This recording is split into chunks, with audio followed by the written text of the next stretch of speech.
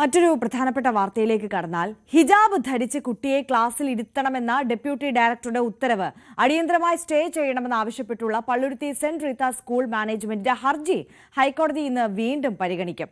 കഴിഞ്ഞ വെള്ളിയാഴ്ചയാണ് ഹർജിയുമായി school management കോടതിയിലെത്തിയത്. ഹർജി പരിഗണിക്കുന്നത് ജസ്റ്റിസ് വി ജി അരുൺ ഇന്നത്തേക്ക് മാറ്റിവെക്കുകയായിരുന്നു.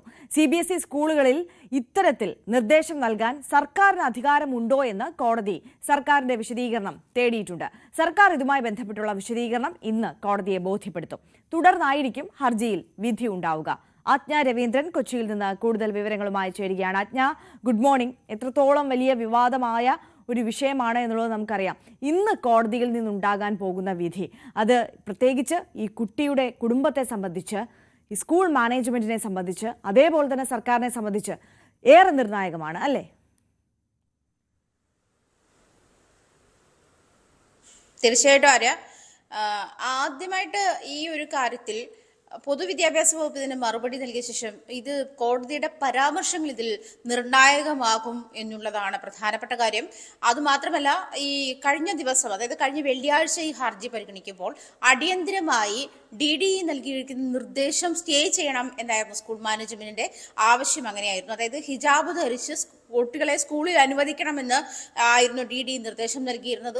അതിനനുസരിച്ചിട്ട് ആ നിർദ്ദേശം സ്റ്റേ ചെയ്യണം, അടിയന്തരമായി സ്റ്റേ ചെയ്യണമെന്നായിരുന്നു സ്കൂൾ മാനേജ്മെന്റിന്റെ ആവശ്യം. അതായിരുന്നു അത് തള്ളുന്ന ഒരു സാഹചര്യമാണ് ഉണ്ടായത്. മാത്രമല്ല, സർക്കാരിന്റെ ഭാഗത്തു നിന്നും ഇത് വ്യക്തത വരുത്തിയ ശേഷം മാത്രമേ അത്തരം ഹർജി പരിഗണിക്കാൻ കഴിയുള്ളൂ എന്നാണ് ജഡ്ജിന്റെ നിലപാട്. അതുകൊണ്ട് തന്നെ ഈ ഹർജിയുടെ വിശദാംശങ്ങൾ സർക്കാരിലേക്ക് ചില ചോദ്യങ്ങൾ കോടതി ഉന്നയിക്കുന്ന ഒരു സാഹചര്യം ഉണ്ട്. അതായത് CBSE സ്കൂളുകളിൽ ഇത്തരം അധികാരങ്ങൾ ഉപയോഗിക്കാൻ സർക്കാരിന് കഴിയുമോ?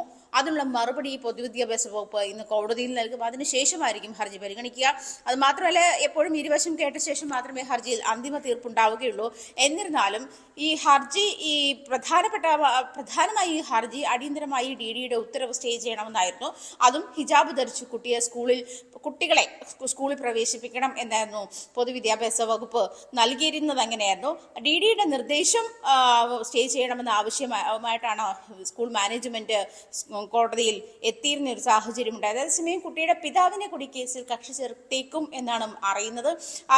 ഉണ്ടെങ്കിൽ ആ നടപടിക്രമങ്ങളും ഇന്നുണ്ടാകും. എന്തായാലും ഇന്ന് തന്നെ ഒരു പക്ഷേ ഈ കേസുമായി ബന്ധപ്പെട്ട് ഒരു വ്യക്തത വരുമെന്നാണ്, ഈ വിവാദവുമായി ബന്ധപ്പെട്ട ഒരു വ്യക്തത വരുമെന്നാണ് മനസ്സിലാകുന്നത്. എന്തായാലും ആദ്യഘട്ടത്തിൽ തന്നെ, അതായത് ഒരു 10-11 മണിയോടുകൂടി ഈ ഹർജി പരിഗണിക്കാനുള്ള സാധ്യതയുണ്ട് എന്നാണ് അറിയുന്നത്. ജസ്റ്റിസ് വി ജി അരുണിന്റെ ബെഞ്ചാണ്, സിംഗിൾ ബെഞ്ചാണ് ഈ ഹർജി പരിഗണിക്കുന്നത്. ആജ്ഞ, ഈ കുട്ടിയുടെ കുടുംബം നേരത്തെ അറിയിച്ചിരുന്നത് ഈ കോടതി വിധി വന്നതിന് ശേഷം ഈ സ്കൂൾ മാറുന്നതുമായി ബന്ധപ്പെട്ട കാര്യത്തിൽ ഒരു തീരുമാനമെടുക്കാം എന്നുള്ളതാണ് അല്ലേ? ഈ ഹിജാബ് ധരിച്ച് തന്നെ സ്കൂളിൽ എത്താം എന്നുള്ള DDEയുടെ റിപ്പോർട്ട് അംഗീകരിക്കുകയാണ്. അതിൽ സ്റ്റേ ഉണ്ടാകുന്നില്ല എന്നുണ്ടെങ്കിൽ കുട്ടി ആ സ്കൂളിൽ തന്നെ തുടരാനുള്ള സാഹചര്യമല്ലേ ഉള്ളത്?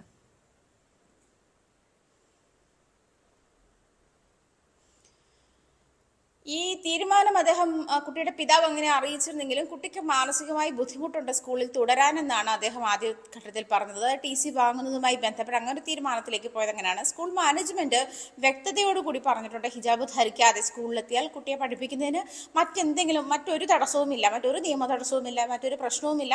എങ്ങനെയായിരുന്നു നേരത്തെ ആ കുട്ടി ആ സ്കൂളിൽ പഠിച്ചിരുന്നത് അതുപോലെ തന്നെ അതിനെ പരിഗണിക്കും എന്ന് തന്നെയായിരുന്നു സ്കൂൾ മാനേജ്മെന്റ് വാർത്താസമ്മേളനത്തിൽ അറിയിച്ചതെന്ന് അങ്ങനെയായിരുന്നു. പക്ഷേ കുട്ടിയുടെ പിതാവാണ് പിന്നീട് നിലപാട് മാറ്റിയതും. അദ്ദേഹം TC വാങ്ങിയ ശേഷം മറ്റൊരു സ്കൂളിലേക്ക് പോവുകയാണ്. കാരണം കുട്ടിക്ക് അവിടെ തുടരാൻ മാനസിക ബുദ്ധിമുട്ടുണ്ടെന്ന് കുട്ടി പറഞ്ഞതിനെ തുടർന്നാണ്.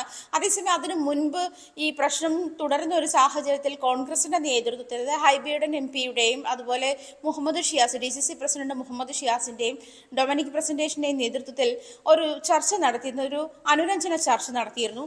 അതിനുശേഷം പിതാവ് തയ്യാറായതാണ് സ്കൂളിൽ ഹിജാബ് ധരിക്കാതെ കുട്ടി വരുന്നതിന് കുട്ടിയോട് കുട്ടിയെ എത്തിക്കുന്നതിൽ ബുദ്ധിമുട്ടില്ല എന്ന് പിതാവ് അറിയിച്ചിരുന്നതുമാണ്. തുടർന്ന് പിന്നീടാണ് വിദ്യാഭ്യാസ വകുപ്പിന്റെ ഭാഗത്തുനിന്ന്, വിദ്യാഭ്യാസ മന്ത്രിയുടെ ഭാഗത്തുനിന്ന് ഉണ്ടായിരുന്നുള്ള ഇടപെടലുകൾ ഉണ്ടാകുന്നത്. അത് പിന്നെയും വീണ്ടും വിവാദത്തിലേക്ക് നയിക്കുന്ന ഒരു സാഹചര്യമുണ്ട്, വീണ്ടും ചർച്ച ചെയ്യപ്പെടുന്ന ഒരു സാഹചര്യത്തിലേക്ക് നീങ്ങുകയായിരുന്നു. എന്തായാലും തുടർന്ന് കുട്ടിയുടെ പിതാവ് ആ നിലപാടിൽ നിന്ന്, അതായത് കുട്ടിയെ ഹിജാബ് ധരിപ്പിച്ച് സ്കൂളിൽ വിടണമെന്ന് അദ്ദേഹം പിന്നീട് നിർബന്ധം പിടിച്ചില്ല. പക്ഷെ കുട്ടിയെ സ്കൂളിൽ നിന്നും TC വാങ്ങി മറ്റൊരു സ്കൂളിൽ ചേർക്കുകയാണ്. കാരണം കുട്ടിക്ക് തുടരാനുള്ള ബുദ്ധിമുട്ടുണ്ട് എന്ന് അദ്ദേഹം അറിയിച്ചിരുന്നു. പക്ഷേ ഈ കോടതി കഴിഞ്ഞ വെള്ളിയാഴ്ച ഇവരുടെ സ്കൂൾ മാനേജ്മെന്റിന്റെ ഹർജി സ്റ്റേ ആവശ്യപ്പെട്ടുള്ള ഹർജി തൽക്കാലത്തേക്ക് ഈ വെള്ളിയാഴ്ചത്തേക്ക് മാറ്റിവെക്കുന്ന ഒരു സാഹചര്യം വന്നപ്പോഴാണ് പിതാവും അറിയിച്ചത്. കോടതി വിധി വന്നതിന് ശേഷം ഈ വിഷയത്തിൽ കൂടുതൽ അന്തിമ തീരുമാനം താനും എടുക്കാമെന്ന് അറിയിച്ചിരുന്നത് അങ്ങനെയാണ്. എന്തായാലും പിതാവിനെ കൂടി കേസിൽ കക്ഷി ചേർക്കുമെന്നാണ് അറിയാൻ കഴിയുന്നത്. ആര്യ. യെസ്, ആജ്ഞ രവീന്ദ്രനാണ് കൊച്ചിയിൽ നിന്ന് വിശദാംശങ്ങളുമായി നമുക്കൊപ്പം ചേർന്നത്.